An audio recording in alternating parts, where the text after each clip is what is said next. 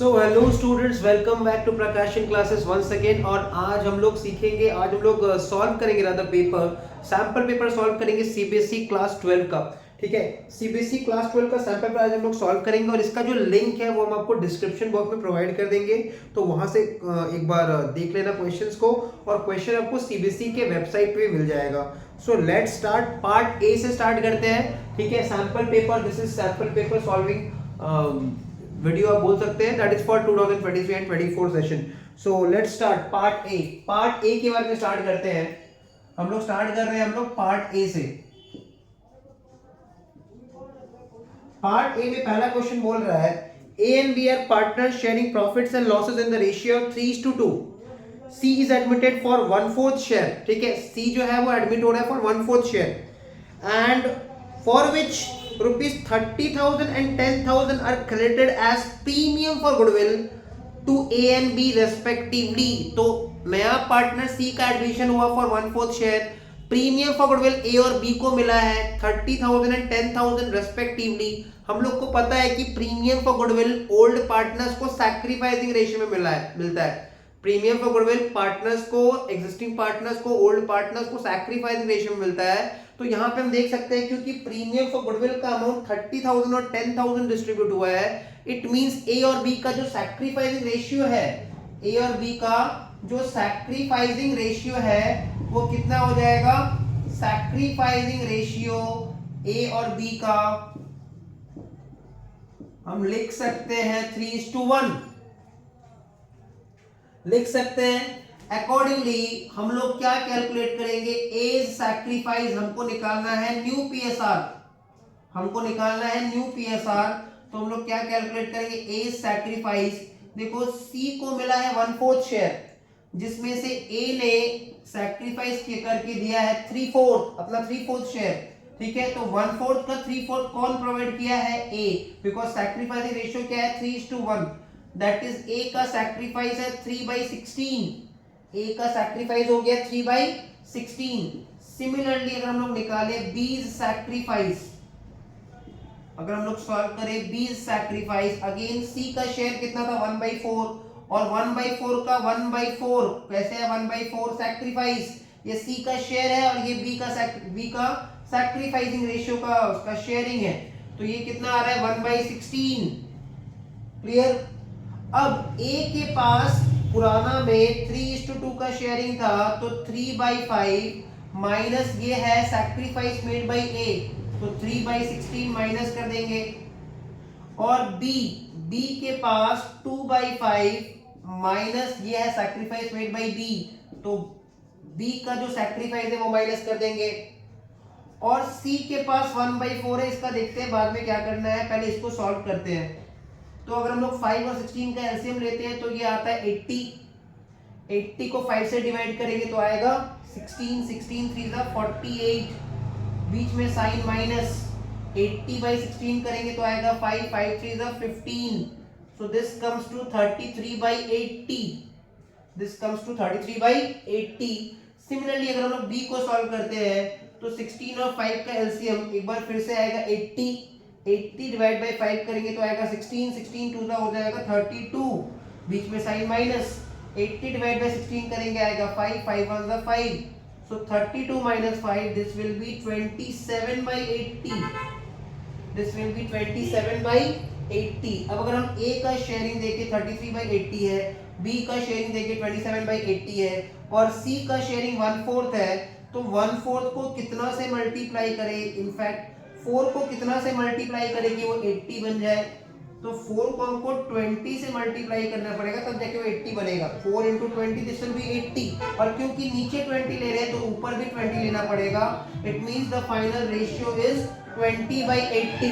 ठीक है, final ratio is 20/80, 20/80। तो हमारा न्यू पीएसआर आ गया। न्यू पीएसआर क्या हो जाए, मतलब न्यू पीएसआर क्या हो जाएगा? A:B:C 33:27:20, ये हो जाएगा हमारा answer 33:27:20। And the option is, option जो है उसको हम रेड से मार्किंग कर दे रहे हैं, मतलब 1 का आंसर क्या हो जाएगा? डी। 1 का ऑप्शन आंसर क्या होगा? 1 का आंसर हो जाएगा डी। ठीक है, 1 का आंसर हो जाएगा डी। तो ये था पूरा सोल्यूशन फॉर 1D। क्या एग्जाम में पूरा सोल्यूशन करना है, ये प्रोसेस पता होना चाहिए।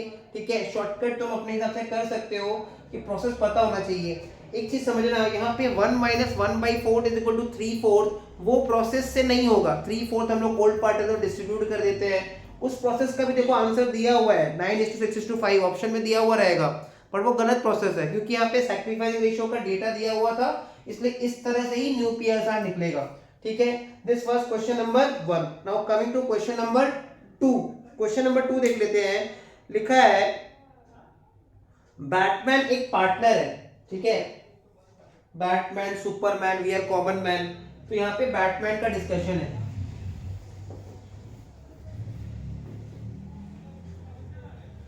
तो लिखा है बैटमैन एक पार्टनर है इन a firm with 4 partners. Batman a partner in a firm with 4 partners has advanced a loan.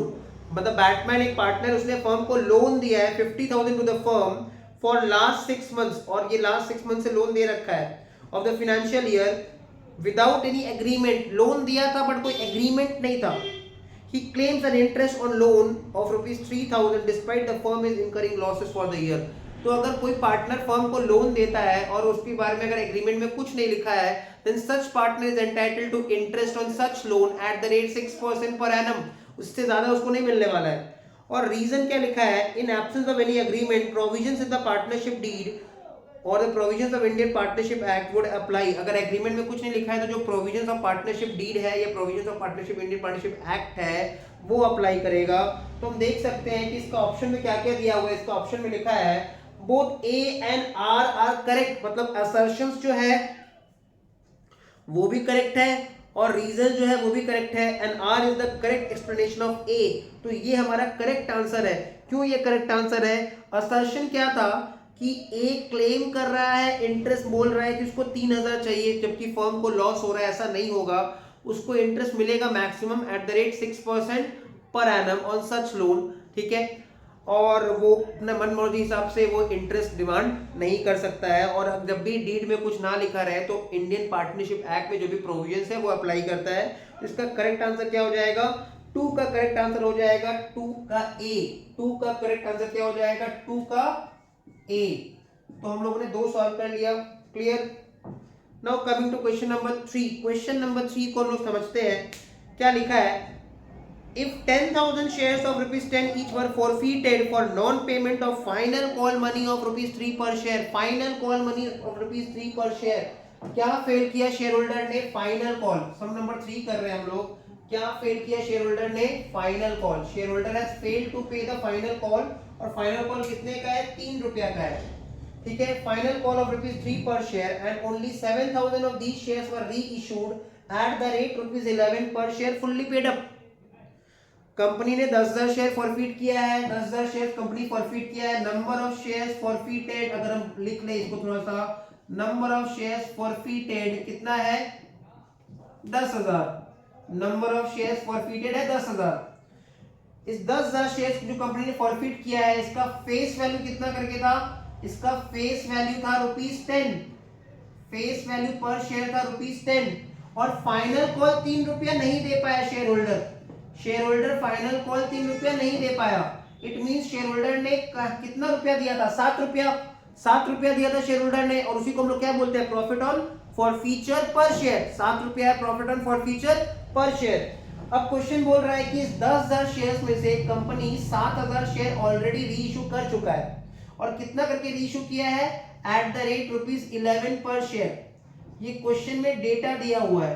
Question ये पूछ रहा है 3,000 शेयर, जो बचा हुआ 3,000 शेयर है, which has been forfeited but yet not reissued, जो फॉरफीचर हो चुका है बट अभी तक रीइश्यू नहीं हुआ है। जिसका फॉरफीचर हो चुका है बट जिसका अभी तक रीइश्यू नहीं हुआ है, अगर ये फ्यूचर में जाके रीइश्यू होता है तो मिनिमम मतलब कम से कम रीइश्यू प्राइस कितना होगा इस 3,000 शेयर का?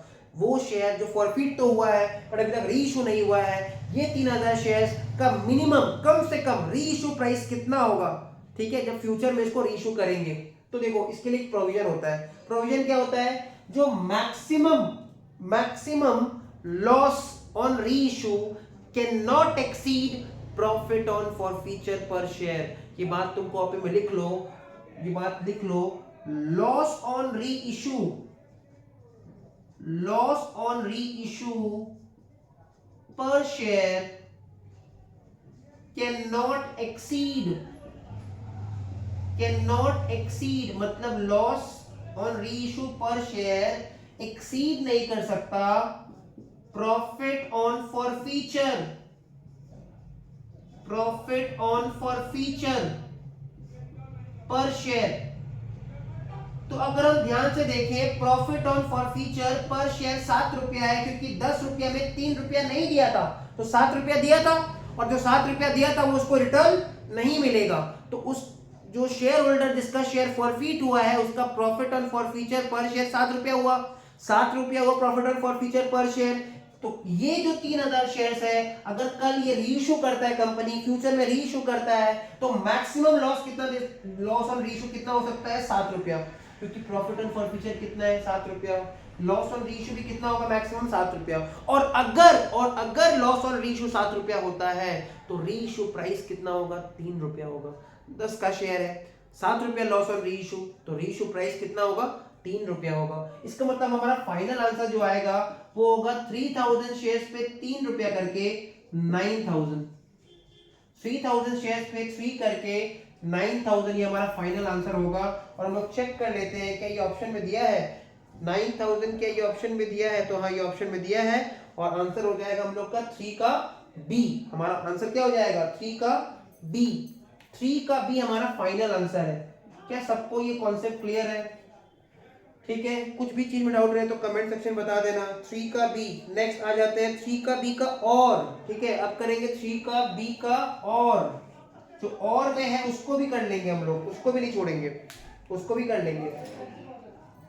तो हम लोग ने 3 का बी कर लिया, सॉल्व कर लिया, अब 3 का बी का और कर लेते हैं। 3 का बी का और देखो क्या बोल रहा है।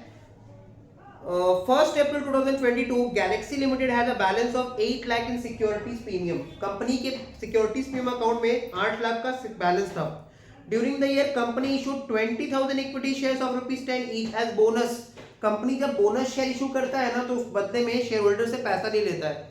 और इसको एंट्री कैसे करता है कंपनी, अपना जो कैपिटल प्रॉफिट है, securities premium one of the capital profit में आता है, तो कंपनी अपना कैपिटल प्रॉफिट को कम कर देता है। ठीक है, कैपिटल प्रॉफिट को कम कर देता है, उसको यूटिलाइज कर लेता है फॉर इशूइंग बोनस शेयर्स। ये बात लिख लो, कंपनी अपना कैपिटल प्रॉफिट को यूटिलाइज कर लेता है फॉर इशूइंग बोनस शेयर्स। और सिक्योरिटीज प्रीमियम में कैपिटल प्रॉफिट है, तो तुम देखो यहाँ पे कंपनी कितने का बोनस शेयर इशू कर रहा है, 20,000 शेयर इशू कर रहा है, कितना करके 10 रुपया करके। तो 20,000 शेयर 10 रुपया करके कितना हो जाएगा, 20,000 शेयर पे अगर हम 10 रुपया करके कैलकुलेट करेंगे then it's coming to 2 lakh. तो कंपनी 2 लाख रुपया का बोनस शेयर इशू कर दिया, हम इसको लिख देते हैं बोनस इशू। तो कंपनी जैसे ही 2 लाख का बोनस शेयर इशू कर दिया, कंपनी के सिक्योरिटीज प्रीमियम में कितना बैलेंस रह गया 6 लाख, क्योंकि सिक्योरिटीज प्रीमियम में कैपिटल प्रॉफिट है, पहले इसमें 8 लाख था, पर बोनस शेयर इशू किया 2 लाख का कंपनी, तो अब सिक्योरिटी प्रीमियम में कितना बैलेंस रह गया 6 लाख। ठीक है, सिक्योरिटी में भी बैलेंस कितना है 6 लाख है। फिर क्या लिखा हुआ है, फिर क्वेश्चन में ये बोल रहा है and use the balance amount, balance कितना सिक्योरिटी में 6 lakh, to write off the loss on issue of debentures on account of 2 lakh, 9% debentures of ₹100 each issued at a discount of 10%। Company 2 lakh debenture issue किया था जिसका फेस वैल्यू 100 था, 10% discount में issue किया था, मतलब डिस्काउंट ऑन इशू 10 रुपया का लॉस, और कंपनी इसको रिडीम करेगा फ्यूचर में 5% प्रीमियम में, मतलब प्रीमियम और रिडेम्पशन पे 5 रुपया का लॉस। तो डिस्काउंट ऑन इशू का 10 रुपया का लॉस, डिस्काउंट ऑन इशू का 10 रुपया का लॉस, प्रीमियम और रिडेम्पशन का 5 रुपया का लॉस, मतलब कंपनी को टोटल लॉस डिवेंचर इशू पे कितना हो रहा है 15 रुपया, और नंबर ऑफ डिवेंचर्स कितना है 2 लाख। कंपनी को पर डिवेंचर पे टोटल लॉस कितना हो रहा है 15 रुपया, और नंबर ऑफ डिवेंचर्स कितना है 2 लाख, मतलब कंपनी का टोटल लॉस कितना, loss on issue of debentures कितना 30 लाख। कंपनी को टोटल लॉस कितना हो रहा है, loss on issue of debentures, इसको हम लोग क्या बोल देंगे, loss on issue of debentures, Lloyd. इसको हम क्या बोल देंगे, loss on issue of debentures. तो कंपनी को कितना का लॉस हो रहा है, 30 लाख का लॉस हो रहा है, और कंपनी के सिक्योरिटीज प्रीमियम में कितना बैलेंस पड़ा हुआ है, 6 लाख। कंपनी क्या करता है ना, ये 30 लाख का जो लॉस है, loss on issue of debentures, इसको सेट ऑफ कर देता है, एडजस्ट कर देता है। सबसे पहले क्या यूटिलाइज करता है, सिक्योरिटीज प्रीमियम। ये आपने सम्स करते हुए देखा होगा, सबसे पहले कंपनी क्या यूटिलाइज करता है, सिक्योरिटीज प्रीमियम, और फिर अगर बैलेंस कम पड़ता है तो कंपनी अपना पीएल को यूटिलाइज कर लेता है। तो क्वेश्चन में यही पूछा है, क्वेश्चन में ये पूछ रहा है कि the amount to be charged to statement of PL for the year of loss on issue of debentures। देखो हमको अपना लॉस कितना एडजस्ट करना है, 30 लाख। मेरा सिक्योरिटीज में कितना बैलेंस है, 6 लाख। तो कितना कम पड़ रहा है, 24 लाख। तो हम लोग स्टेटमेंट ऑफ पीएल को कितना से यूज कर लेंगे, स्टेटमेंट ऑफ पीएल में से कितना बैलेंस ले लेंगे, आंसर है 24 लाख, 24 लाख। और उस हिसाब से हमारा आंसर हो जाएगा ऑप्शन सी। ठीक है, उस हिसाब से हमारा आंसर क्या हो जाएगा, सी का, बी का, और का आंसर क्या हो जाएगा, answer will be option C, option C. Clear. आ जाते हैं नेक्स्ट क्वेश्चन में।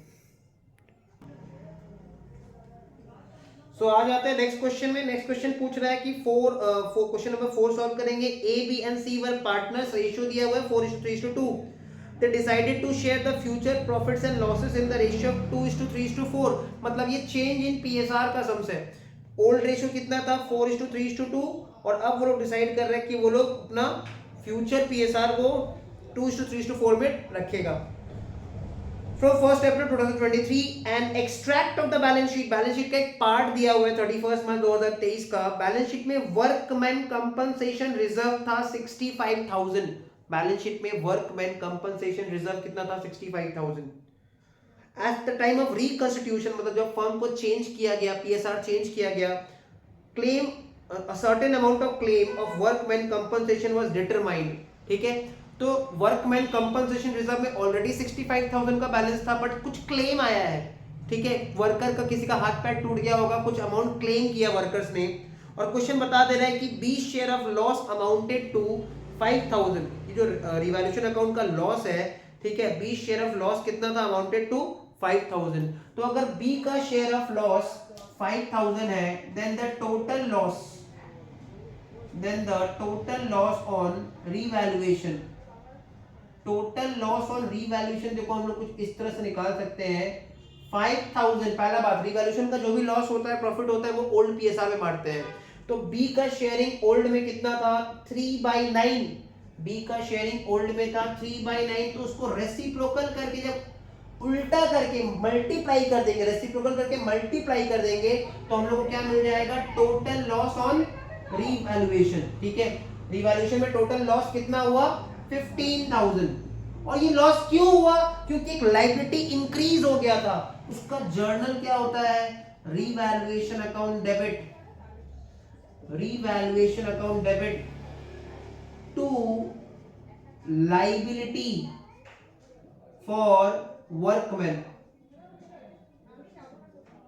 15,000। तो तुम देखो ऑलरेडी वर्कमैन कंपनसेशन रिजर्व में 65,000 था, हमने नया से लायबिलिटी 15,000 से इंक्रीज किया है। ऑलरेडी वर्कमैन कंपनसेशन रिजर्व में कितना था, 65,000 था। ऑलरेडी WCR में कितना था, 65,000 था, और हमने नया से वर्कमैन कंपनसेशन के रेस्पेक्ट में लायबिलिटी कितना से इंक्रीज किया, 15,000। तो टोटल क्लेम कितना हुआ, वर्कर्स के रेस्पेक्ट में हमारा क्लेम कितना हो गया, 80,000। वर्कर के रेस्पेक्ट में हमारा क्लेम कितना हो गया, 80,000। एंड द आंसर इज 4 का D, answer is option D. ठीक है, तो हमारा आंसर क्या हो जाएगा, ऑप्शन डी। 4 का आंसर क्या हो जाएगा, ऑप्शन डी। क्लियर। नेक्स्ट अब करेंगे 4 का और वाला सॉल्व करते हैं। तो 4 का और में देखो क्या लिखा है, तो हम लोग देख लेते हैं 4 का और में क्या लिखा हुआ है। A, B, C are partners A and B, sorry, A use ₹2 lakh belonging to the firm. Firm का पैसा 2 लाख रुपया ए यूज कर लिया without the information to other partners and made a profit of 35,000 by using this amount. ए चोरी से, गलती से, या जो भी बोलो, बिना बी और सी को बताया फर्म का 2 लाख रुपया यूज कर लिया और उस 2 लाख से ए ने कुछ बेनिफिट डिराइव किया है, कुछ इनकम अर्न किया है, कुछ प्रॉफिट अर्न किया है 35,000. ठीक है. अब क्वेश्चन आ रहा है which decision should be taken by the firm to rectify this situation. ठीक है, क्या डिसीजन लेना चाहिए कि ये सिचुएशन ठीक हो सके. पहला ऑप्शन बोल रहा है A need to return only 2 lakh to the firm. Firm से ए कितना चोरी किया था, कितना लिया था 2 लाख, और उसको यूज करके कितना अर्न किया, प्रॉफिट अपना 35,000. तो ऑप्शन ए बोल रहा है क्या वो सिर्फ 2 लाख रुपए रिटर्न करेगा? नहीं. इसका आंसर क्या होगा? इसका आंसर होगा कि फर्म 2 लाख तो रिटर्न करेगा ही, और 2 लाख पे जितना बेनिफिट मिला है, जो भी इनकम डिराइव हुआ है, जो भी प्रॉफिट उसने अर्न किया है, वो भी उसको फर्म को रिटर्न करना पड़ेगा. इट मींस ए फर्म को पूरा का पूरा 2,35,000 का अमाउंट रिटर्न करेगा. And the answer will be option D. A need to return 2,35,000 to the firm. A need to return 2,35,000 to the firm. तो आंसर क्या हो जाएगा 4 का और का? आंसर हो जाएगा option D. Option D. Clear.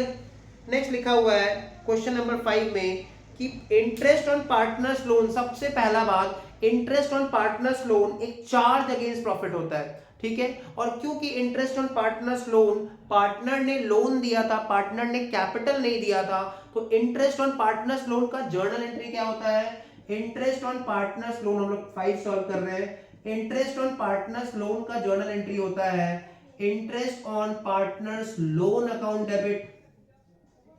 Interest on partners loan account debit, क्योंकि फर्म का एक्सपेंस है, और पार्टनर्स लोन को क्रेडिट कर देते हैं क्योंकि वो फर्म के लिए लाइबिलिटी है. तो इंटरेस्ट ऑन पार्टनर्स लोन को हम लोग कहां पे क्रेडिट करते हैं? पार्टनर्स लोन में. ठीक है. इसलिए 5 का आंसर क्या हो जाएगा? 5 का आंसर हो जाएगा सी. 5 का आंसर क्या हो जाएगा? Option C. 5 का आंसर हो जाएगा ऑप्शन सी. नेक्स्ट आ जाओ क्वेश्चन नंबर 6 में. Alexa Limited purchase building from Siri limited for 8 lakh. Building खरीदा है एक कंपनी ने दूसरा कंपनी से 8 लाख में. The consideration was paid by issue of 6% debentures of ₹100 each at a discount of 20%. एक बात बताओ, यहाँ पे इशू प्राइस कितना? 80 rupees. Discount on issue of debentures पर शेयर कितना? That is 20 rupees. Face value पर डिवेंचर कितना? 100. हमेशा याद रखना, क्वेश्चन देखो क्या पूछा है, the 6% debentures account will be credited with. तो हमेशा याद रखना, जो भी डिवेंचर अकाउंट हम लोग क्रेडिट करते हैं ना, वो हमेशा फेस वैल्यू पे क्रेडिट होता है. कौन सा वैल्यू पे? फेस वैल्यू पे, नॉमिनल वैल्यू पे, पार वैल्यू पे. ठीक है. जो भी डिवेंचर अकाउंट को हम लोग क्रेडिट करते हैं, वो कौन सा वैल्यू पे क्रेडिट होता है? It is credited with, debenture account is always credited with the face value, nominal value of the par value. तो यहाँ पे फेस वैल्यू पर डिवेंचर कितना है? 100 है. एंड नंबर ऑफ डिवेंचर्स हम लोग कितना इशू करेंगे? तो हम लोग थोड़ा निकाल लेते हैं. नंबर ऑफ डिवेंचर्स हम लोग कितना इशू करेंगे, तो देखो कैलकुलेशन कैसे करके होगा. ठीक है. तो थोड़ा कैलकुलेशन देख लेते हैं. आ जाओ क्वेश्चन नंबर 6 पे. क्वेश्चन नंबर 6 का देखो कैलकुलेशन कैसे होगा. नंबर ऑफ डिवेंचर्स, अगर हम बात करें नंबर ऑफ डिवेंचर्स का, तो नंबर ऑफ डिवेंचर्स कैसे निकालेंगे? नंबर ऑफ डिवेंचर्स निकालने का क्या फॉर्मूला होता है? तो नंबर ऑफ डिवेंचर्स के लिए परचेज कंसिडरेशन का अमाउंट लेंगे जो कि 8 लाख है. परचेज कंसिडरेशन का अमाउंट लेंगे जो कि 8 लाख है, डिवाइडेड बाय इशू प्राइस. ठीक है. इशू प्राइस कितना हो जाएगा? 20% डिस्काउंट है, फेस वैल्यू 100 पे, तो इशू प्राइस कितना हो जाएगा? 80, डिस्काउंट माइनस करके. ठीक है. तो अगर एक एक जीरो कट कर दें हम लोग, ठीक है, तो यहाँ पे 80,000 बाय 8 दैट इज 10,000 डिवेंचर्स आ रहा है. 10,000 डिवेंचर्स. और 10,000 डिवेंचर्स को जब हम 100 करके मल्टीप्लाई कर देंगे, 10,000 डिवेंचर्स को हम लोग जब 100 करके मल्टीप्लाई कर देंगे, क्योंकि 100 क्या है? फेस वैल्यू है. तो डिवेंचर्स अकाउंट को हम लोग कितना से क्रेडिट करेंगे? 10 लाख. डिवेंचर्स अकाउंट को हम लोग कितना से क्रेडिट करेंगे? 10 लाख. तो आंसर क्या हो जाएगा? सम नंबर 6 का आंसर क्या हो जाएगा? आंसर हो जाएगा ऑप्शन बी. सम नंबर 6 का आंसर हो जाएगा option B. Clear. This will be the answer. Sum number 6 का आंसर हो जाएगा ऑप्शन बी. फिर 6 का बी का और थोड़ा थ्योरेटिकल क्वेश्चन है. क्या पूछ रहा है देखो, 6 का बी का और क्या पूछ रहा है, थोड़ा देख लेते हैं. 6 का बी का और लिखा है which of the following statement is incorrect. कौन सा स्टेटमेंट इनकरेक्ट है? तो जो करेक्ट स्टेटमेंट होगा वो हमारा आंसर नहीं है, जो इनकरेक्ट स्टेटमेंट होगा वो हमारा आंसर है. पहला पॉइंट पूछ रहा है interest on debenture is an appropriation of profit, wrong, यही तो आंसर होना होगा। अगर आगे और कुछ रॉन्ग ना दिया रहे तो यही आंसर होगा। Interest on debenture is a charge against profit, लिख लो ये बात। इंटरेस्ट ऑन डिबेंचर क्या होता है? चार्ज अगेंस्ट प्रॉफिट, वो एप्रोप्रिएशन ऑफ प्रॉफिट नहीं है, तो ये स्टेटमेंट रॉन्ग है और शायद यही आंसर होगा आगे कुछ ना दिया रहे तो। Debenture holders are creditors of the company, एकदम सही, debenture holders are the creditors of the company. Debentures can be issued to vendors at a discount, अभी भी बता रहे थे, debentures can be issued to the vendors at a discount and interest is not paid on debentures issued as collateral security. वो debenture जो company issue कर रखा है एज कोलैटरल सिक्योरिटी, उस पे कंपनी कोई इंटरेस्ट पे नहीं करता है। तो अकॉर्डिंगली इसका करेक्ट आंसर क्या हो जाएगा? इसका करेक्ट आंसर हो जाएगा ऑप्शन ए। इसका करेक्ट आंसर हो जाएगा ऑप्शन ए, ठीक है। 6 का और जो बता रहे थे, इसका करेक्ट आंसर क्या हो जाएगा? Option A. क्लियर? नेक्स्ट आ जाओ सम नंबर 7 में, ठीक है। ये सब एमसीक्यू है, लॉजिकल एमसीक्यू है, ठीक है। कॉन्सेप्ट क्लैरिटी बहुत होना जरूरी है, तभी हम लोग एमसीक्यू सॉल्व कर पाएंगे। तो लिखा है assertion a company is registered with an authorised capital. Authorised capital क्या होता है? It is the maximum capital जो कंपनी इशू कर सकता है, मैक्सिमम कैपिटल जो कंपनी इशू कर सकता है पब्लिक को, उसको बोलते हैं authorised share capital. Is the registered share capital, is also known as registered share capital या फिर नॉमिनल शेयर कैपिटल, ठीक है। और 5 लाख इक्विटी शेयर जिसका फेस वैल्यू कितना है? 10 रुपया, जिसमें से company 2 lakh equity share issue किया है। 5 लाख शेयर कंपनी इशू कर सकता है, इसमें से सिर्फ 2 lakh equity share company issue किया ही है और पब्लिक ने भी खरीद लिया। इशूड एंड सब्सक्राइब मतलब 2 लाख शेयर कंपनी इशू किया और पब्लिक ने उसका 2 लाख शेयर परचेज कर लिया है। All the money has been called up except ₹2 per share. Company सारा पैसा मांग लिया, 2 रुपया नहीं मांगा, बोला बाद में मांगेंगे।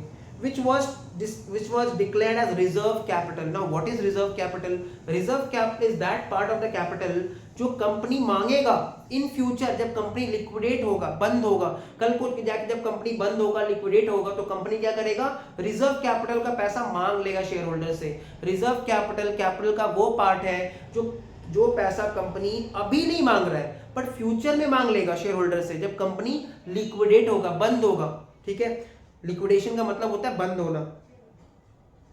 The share capital reflected in the balance sheet as subscribed and fully paid up. बाप रे, ये कैसे हो गया? Subscribed and fully paid up होगा कैसे? 2 रुपया तो मांगा ही नहीं, तो फुल्ली पेड अप कैसे होगा? तो subscribed and fully paid up को कंपनी क्या कर रखा है? 0 दिखा रखा है, बिल्कुल सही है। Subscribed and fully paid up है ही नहीं, फुल्ली पेड अप कैसे होगा? 2 रुपये तो मांगे ही नहीं अभी तक, तो सब्सक्राइब तो है बट फुल्ली पेड अप नहीं है।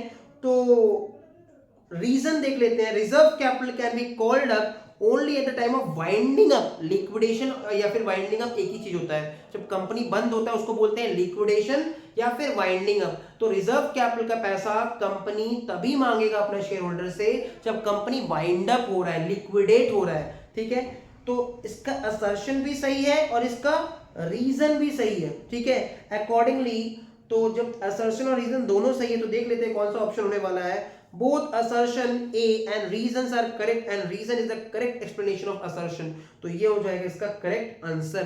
तो 7 का आंसर क्या हो जाएगा? A। 7 का आंसर हो जाएगा ऑप्शन A। 7 का आंसर हो जाएगा option A। Next sum number 8 में आ जाते हैं। 8 में लिखा है G, S and T were partners sharing profits and losses in the ratio of 3:2:1। 3 partner था, उनका रेशियो था 3:2:1, ठीक है। 3 पार्टनर है, उनका रेशियो क्या है? 3:2:1। G retired and his dues towards the firm including the capital balance, उसका capital balance, accumulated profit and loss मतलब पुराना प्रॉफिट्स एंड लॉसेस, रिवैल्यूएशन का गेन। तो हम लोग को देखो रिटायरमेंट पे हम लोग जी को कितना रुपया पे कर रहे हैं? 5,80,000, मतलब रिटायरमेंट पे हमको जी को कितना रुपया पे करना था? 5,80,000। 5,80,000। बट जी को हमने एक्चुअल में पेमेंट कितना किया? G was being paid 7 lakh in full settlement, ठीक है। तो हम उसको एक्चुअल में कितना पे कर रहे हैं? 7 लाख। एक्चुअल में कितना पे कर रहे हैं? 7 लाख। तो हम उसको कितना एक्स्ट्रा पे कर रहे हैं? 1,20,000। हम उसको पे कर रहे हैं एक्स्ट्रा 1,20,000। उसको हम एक्स्ट्रा 1,20,000 क्यों पे कर रहे हैं? ये जी का शेयर ऑफ गुडविल है, जी शेयर ऑफ गुडविल। ये जो 1,20,000 उसको हम एक्स्ट्रा पे कर रहे हैं ना, ये जी का शेयर ऑफ गुडविल है। क्लियर? क्वेश्चन क्या पूछ रहा है? S was debited for ₹40,000, determine the goodwill of the firm. हमको फर्म का गुडविल निकालना है। तो भाई देखो ये जो 1,20,000 है, ये जी का शेयर ऑफ गुडविल है, ये जी का शेयर ऑफ गुडविल है, और जी का शेयर कितना था बिजनेस में 3/6, तो उसका रेसिप्रोकल करके मल्टीप्लाई कर दो, 3/6 का रेसिप्रोकल करके मल्टीप्लाई कर दो, तो टोटल गुडविल आ जाएगा। तो ये कितना आ रहा है 2,40,000, ये आ रहा है 2,40,000। It means the correct answer will B 8 का सी, ऑप्शन सी। 8 का करेक्ट आंसर क्या हो जाएगा, ऑप्शन सी। 8 का करेक्ट आंसर हो जाएगा ऑप्शन सी। क्लियर। अब हम लोग करेंगे 8 का और, अब हम लोग करेंगे 8 का और, 8 का और ये हम लोग आज लास्ट क्वेश्चन करेंगे। इसके बाद हम लोग जब नेक्स्ट वीडियो अपलोड करेंगे, दैट इज नेक्स्ट डे, कल ही वीडियो अपलोड जब करेंगे, ठीक है, तो हम लोग इसका रिमेनिंग पार्ट को धीरे धीरे करके part by part her video में सॉल्व करते रहेंगे। तो देखो 8 का और में क्या बोल रहा है क्वेश्चन में, 8 का और में क्या लिखा हुआ है, बोल रहा है अनु, बनु एंड चनु, मतलब एबीसी मान लो, 3 पार्टनर है, बेकार कैसा नाम देता है, ABC are partner, C has been given a guarantee, C को हमने गारंटी दिया था 8,000 रुपया का, और ये गारंटी कौन दिया था, फर्म। मतलब सी को अगर 8,000 रुपया नहीं मिला ना, तो ए भी पैसा देने के लिए लायबल है उसको, बी भी उसको पैसा देने के लिए लायबल है। 8,000 का गारंटी दे रखे हम लोग सी को, तो सी को तो 8,000 मिलेगा ही मिलेगा।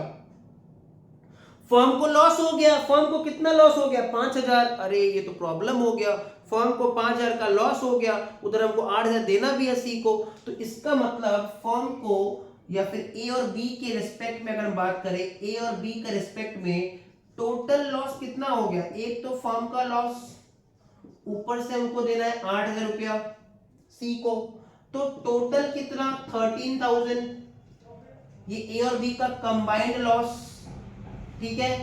तो ये कंबाइंड लॉस को हम लोग क्या करेंगे, क्वेश्चन में ये पूछा है कैपिटल अकाउंट ऑफ बी, मतलब बानुस कैपिटल को कितना से डेबिट करेंगे, तो बीस कैपिटल विल बी डेबिटेड, क्यों डेबिटेड, क्योंकि लॉस हो रहा है तो पार्टनर का कैपिटल डेबिट हो जाएगा, विल बी डेबिटेड बाय ₹13,000 का 1/2, क्योंकि रेशियो नहीं दिया है, रेशियो नहीं बताया है, इसलिए इक्वल रेशियो, तो 13,000 का हाफ ए बियर करेगा, 13,000 का हाफ बी को बियर करना पड़ेगा, इसका मतलब आंसर क्या हो जाएगा 6,500, ठीक है।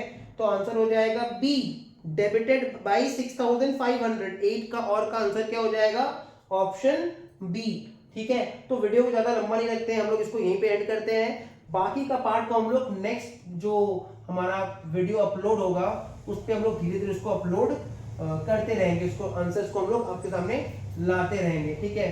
सो टिल देन अच्छे से पढ़ाई करो और वीडियो को लाइक कर देना, चैनल को सब्सक्राइब कर दो नए हो तो, और शेयर करो अपने फ्रेंड्स के साथ। टिल देन मिलते हैं, गुड बाय।